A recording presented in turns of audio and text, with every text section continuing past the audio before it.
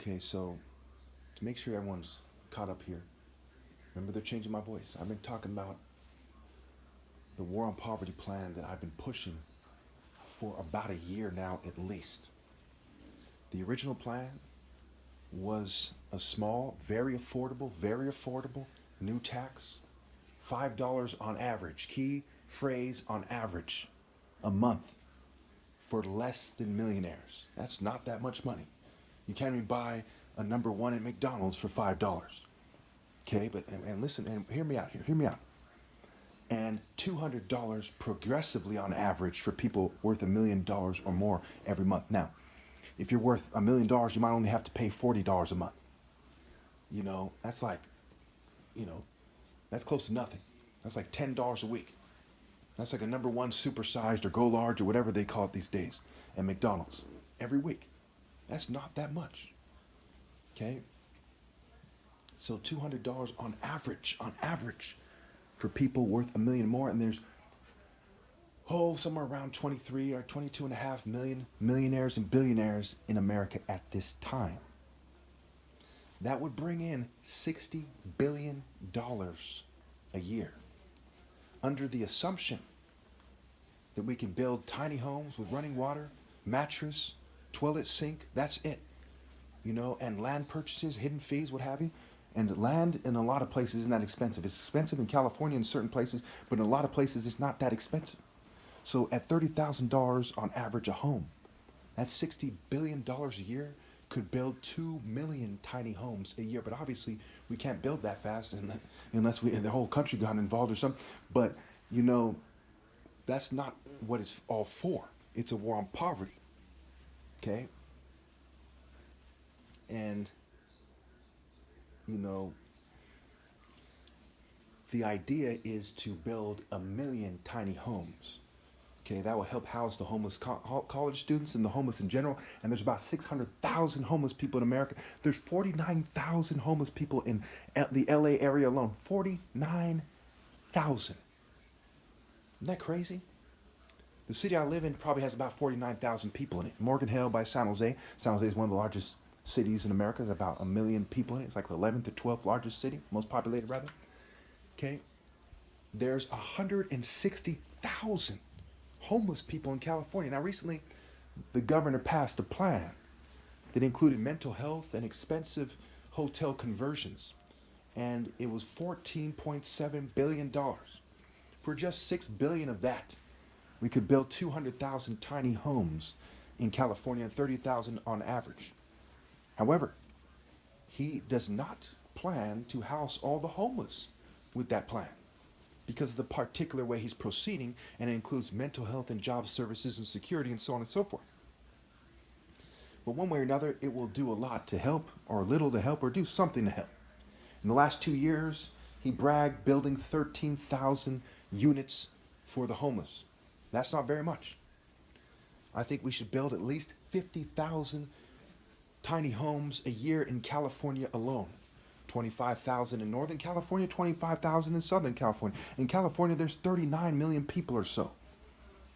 And there's 160,000 homeless. And people play stupid zoning games and all kinds of stuff. It's like, hey, the building permits, are free because the government is the one doing it, right? And the government would be the one building. So some of the hidden fees aren't there that would otherwise be there if it was a private group doing it. Now, we also have to look at utilities. So that's part of what the tax is for. However, we don't need the full 60 billion for that. But we do need it to restructure schools. We need it to fund the most viable startup companies. We need it to create the situation where we'll redistribute a certain amount of wealth from the rich and maintain it with the middle class and the lower class, to keep them, healthy and happy and living a fulfilling life, and allow them for the democracies to make it harder for them to be coerced, especially sexually coerced, which is my pet peeve. Inexcusable, particularly heinous, deplorable, abhorrent, unacceptable. You see, we need to push the war on poverty plan with another tax I eventually came up with, another $140 billion a year with another wealth tax, to create $200 billion a year to build affordable homes to combat inflation, to create food programs. There's like 1 in 4, 1 in 5 children in America or something like that, doesn't have enough food to eat on any given day. It's something like that. A lot higher than you think it would be. I'm going off the top of my head here. 1 in 4 little girls are sexually molested. We need to do something about these obvious problems. They're like elephants in the room that people are not doing something about. There's all kinds of problems, but that doesn't mean we can't address these problems. There's opioid addiction. In the last 12 months, the news has reported that 100,000 people overdosed from opioid addiction alone. Okay? Prescription pills, what have you. And not just these other, these other drugs, that's even more than that. You know what I'm saying? When it's all combined together. 100,000 deaths. Preventable. Now, we can also do salpingectomy programs, okay, to deal with the population control issues and concerns they have because they want people to die so the population, proceeds on the trajectory they want it to. These people deal in death rates and kill rates, okay, and they look at the preventable deaths and the non-preventable deaths. They look at the infectious diseases and the non-infectious diseases, and they say, how are things going? It's called social engineering, and they set things up a certain way. They want people to put on the armor of the devil, so they're the ones who are alive when the smoke clears. That's why in Isaiah 57 it says the righteous are taken away to be spared from evil, but you children of a sorceress. But my concern isn't for the wicked. My concern is doing God's work. So those people who are more likely to be homeless are the people who are God's children. And as Martin Luther King has said, fair treatment where God's children are concerned.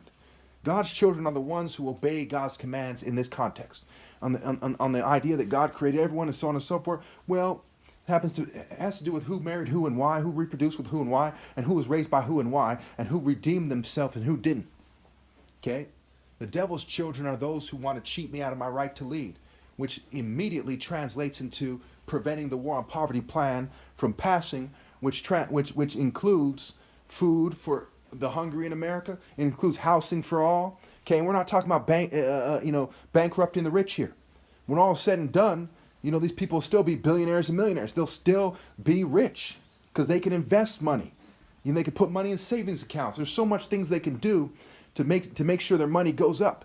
And even if they don't, people like Elon, people with say you have $4 million above. I mean, really, it's hard to go poor with my war on poverty plan when you're rich. You know what I'm saying? It's not redistributing all the money. It's redistributing enough to solve the problem.